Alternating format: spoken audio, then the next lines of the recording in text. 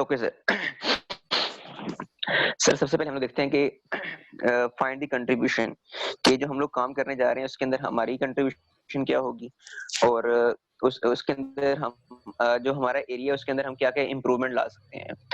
और फिर outline the related work, कि जो उससे रिलेटेड वर्क है वो कहाँ तक हो चुका है। सपोज़ अगर कोई मशीन लर्निंग का था, तो उसके अंदर कितनी एक्यूरेसी, कितने परसेंट तक की एक्यूरेसी हम फाइंड आउट कर चुके हैं। आइडेंटिफाई एंड एंगेज को-ऑथर, एक पेपर काफ़ी अगर लेंथी है तो उसके अंदर हो सकता है कि एक से मोर देन वन जो ऑथर्स हैं उनकी ज़रूरत हो। सपोज़ अगर सिमुलेशन के लिए अगर हम लोग उसमें स्ट्रॉन्ग नहीं है, तो हम चाहते हैं कि सिमुलेशन के लिए कोई एक बंदा आ जाए, या प्रूफ रीड के लिए अगर हम किसी को करना चाहते हैं तो प्रूफ रीड के लिए एक ऑथर को हम एज़ अ ऑथर ऐड कर सकते हैं।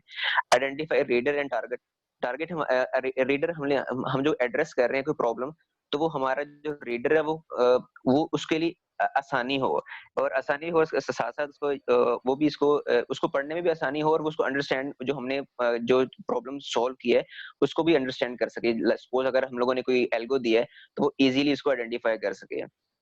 इंश्योर वैलिडिटी, हमारी वैलिडिटी इसके अंदर स्ट्रांग होनी चाहिए, इंश्योर होनी चाहिए कि जो हमारा प्रॉब्लम था, उसी के अकॉर्डिंग हम लोग वर्कआउट कर रहे हैं या नहीं कर रहे हैं। जो हम लोगों ने टाइटल चूज़ किया है, कि क्या हम उसी के डोमेन में रह के काम कर रहे हैं, कि हम ऐसा तो नहीं कि जो बात करते-करते कहीं से कहीं निकल गए हैं। और इंश्योर क्वालिटी, कि हमारी क्वालिटी स्ट्रांग होनी चाहिए। ऐसा ना हो कि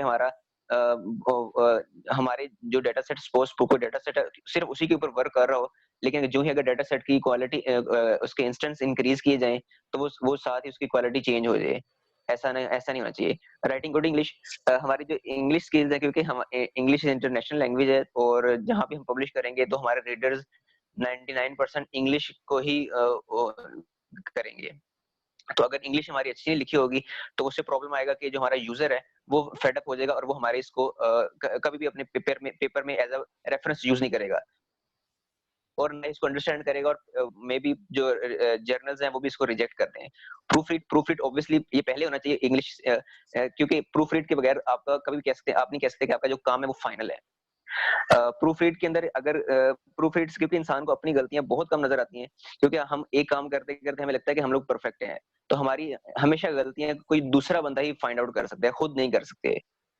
और उसके बाद सबमिट सबमिट ऑब्वियसली अगर हम लोग प्रूफ रीड करवाने के बाद हमें पता चले, हमें काफ़ी आइटरेशन करने के बाद, प्रूफ रीड करवाने के बाद हमें नज़र आए कि हम लोग अब फाइनलाइज़ हो चुके हैं, तो हम किसी अच्छे जर्नल या कॉन्फ्रेंस का सेलेक्ट करेंगे, कि जहाँ पर रिव्यू टाइम कम से कम हो, और हमें जल्दी से जल्दी इसका फीडबैक मिल सके। जी, और यानी कि अगर और कोई प्रॉब्लम आए जनरल तो वो जी, जनरल सिलेक्शन बेसिकली आप करते हैं बेस्ड अपॉन योर एरिया, और उसके बाद average review time another criteria है कि आप जो है वो कौन-सा जर्नल सेलेक्ट करेंगे।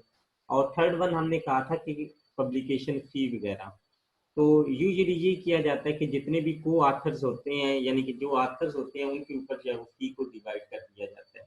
हाँ, उसमें ये वेरी करता है कि आप जो है वो शेयर कितना रखते हैं, इक्वली शेयर कर लेते हैं, या आप जो है वो बेस्ड अपॉन, यानी कि आप कितना-कितना उसके अंदर कंट्रीब्यूट करते हैं, ये आपस में जो है वो म्यूचुअल शेयरिंग भी होती है इसमें। जी, सर ये तो खुद के ऊपर है ना, ये जी, जी। आपकी ये सेल्फ के ऊपर है, लेकिन ये मतलब कि आप अगेन अगेन आप ये बेसिकली जो है ना वो असेस कर रहे होते हैं, क्योंकि आपने पेपर सबमिट कराना है। तो हमारे जैसे मुल्क के अंदर जो है ये भी एक की फैक्टर होता है कि जहाँ पर आपने कंट्रीब्यूट करना होता है खुद से, तो वहाँ पर आप डिसाइड करते हैं कि यार इसकी पब्लिकेशन फ़ी इतनी है कि मैं कम से कम जो है वो हम अफ़ोर्ड नहीं कर सकते, तो फिर आप उसके मुताबिक जो है वो जर्नल सेलेक्ट जो है वो करते हैं। जी, नेक्स्ट वन मतलब सबमिशन। जी, जी। मतलब ये जो कंट्रीब्यूशन है, ये it's not a part of paper, मतलब ये तो हमारी अपने ऊपर है ना, कि हम चाहें तो अगर 50% 3 लोग हैं तो 50-50 2 कर दें, एक कुछ ना करे, या 30-30 कर दें, मतलब हार्ड एंड फास्ट रूल नहीं है कोई। जी, जी, जी। एक्चुअली इसका रिसर्च पेपर से कोई लेना-देना नहीं है। लेकिन जब आप सबमिशन की बात कराते हैं ना, वेयर टू सबमिट, उसके अंदर बेसिकली ये चीज़ आ जाती है कि आप हम कम से कम इस फैक्टर को भी इग्नोर नहीं कर सकते। या बिल्कुल सर। अच्छा, नेक्स्ट वन है रिवाइज़। अच्छा, अब आप देखिए, जब भी आपका रिसर्च पेपर जो है वो सबमिट हो जाता है, तो सबमिशन के बाद जो सबसे पहला रिव्यू होता है वो एडिटर रिव्यू करता है, कि एडिटर ये देखता है कि आपके तो वो क्वालिटी को इंश्योर करता है। क्वालिटी को कैसे असेस कर रहा होता है?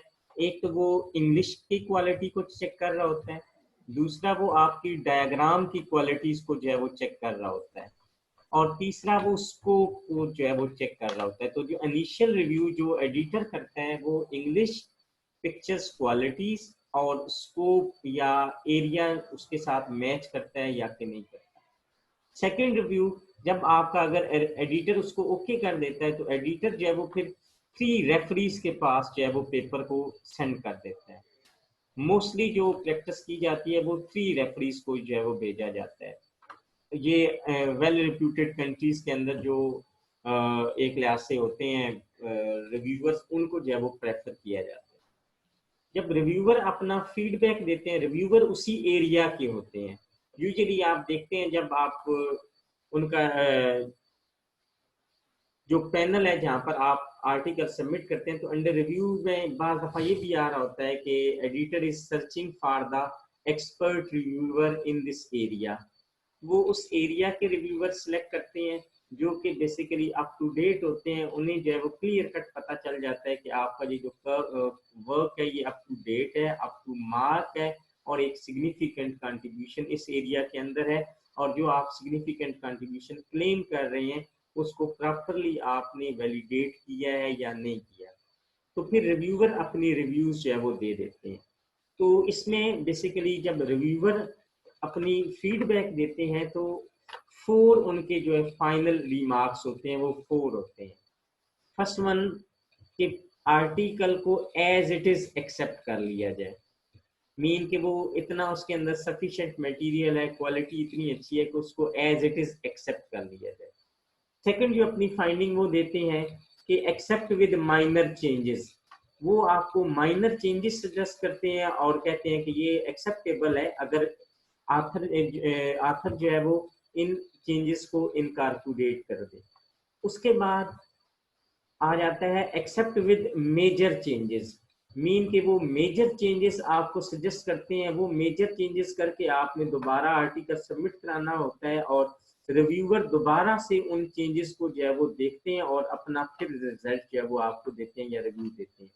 और लास्ट वन है रिजेक्ट। तो ये जब हर रिव्यूअर की तरफ से अपने ये रिमार्क्स एडिटर के पास आ जाते हैं तो एडिटर ये देखता है कि मेजॉरिटी मीन वोटिंग बेस कि अगर 2 ने उसको एक्सेप्ट किया है, 1 ने रिजेक्ट किया है, तो देन वो उसको एक्सेप्ट करने की तरफ क्या वो जाएगा। अगर जो है उनमें से किसी एक ने फॉर एग्जांपल एक्सेप्ट किया और 2 ने रिजेक्ट किया है तो वो रिजेक्ट कर देगा। अगेन सम टाइम ये डिपेंड कर रहा होता है एडिटर के ऊपर कि वो अगर एक रिव्यूअर ने उसको एक्सेप्ट किया है, 2 ने रिजेक्ट किया है, तो फिर भी वो मेजर रिवीजन के साथ उसको जो है वो बेसिकली इंटरटेन जो है वो कर लेता है। अगर तीनों ने रिजेक्ट कर दिया है या 2 ने, तो मोस्ट प्रोबेबली एडिटर उसको रिजेक्ट कर देता है और रिजेक्शन के साथ आपको तमाम रिव्यूअर्स के रिव्यूज जो है वो भेज दिए जाते हैं। अच्छा, एक तो ये कि वहां एक्सेप्ट नहीं हुआ, लेकिन उन रिव्यूज को आप इनकॉर्पोरेट करके अपने पेपर की क्वालिटी काफी इंप्रूव करके उसको फर्दर किसी और जर्नल को टारगेट आप जो है वो कर सकते हैं। तो जैसे ही हमारा सेशन